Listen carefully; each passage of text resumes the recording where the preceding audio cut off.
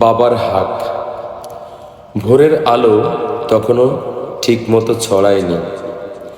গ্রামটা কুয়াশায় মোড়া।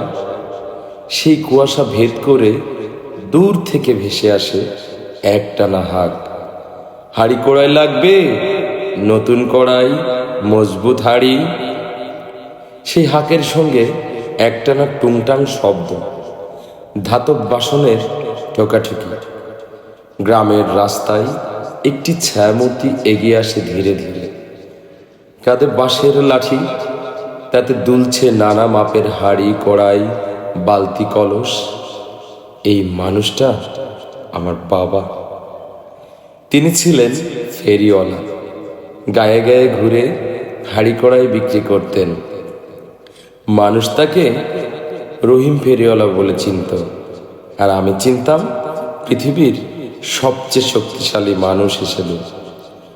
বাবার কোনো জমি ছিল না, গরু ছিল না, দোকানও ছিল না, কিন্তু ছিল অদম্য পরিশ্রম, সীমাহীন ভালোবাসা আর একরাশ স্বপ্ন আমার জন্য। সকালে বাড়ি থেকে বেরিয়ে যেতেন তিনি, ঝোলা হাতে, পায়ে ছেঁড়া স্যান্ডেল, মুখে হাত। কখনো রোদে, কখনো বৃষ্টিতে, কখনো হাটে, কখনো গ্রামে।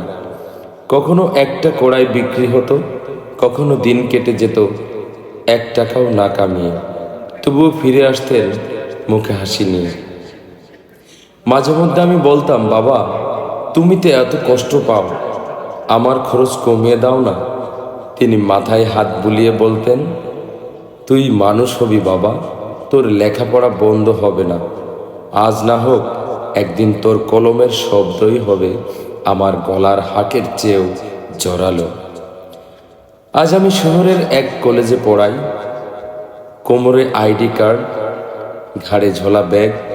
ক্লাসে ঢোকার আগেই আয়নায় নিজের মুখটা দেখি, কিন্তু কানে তখনও বাজে সেই পুরনো হাক।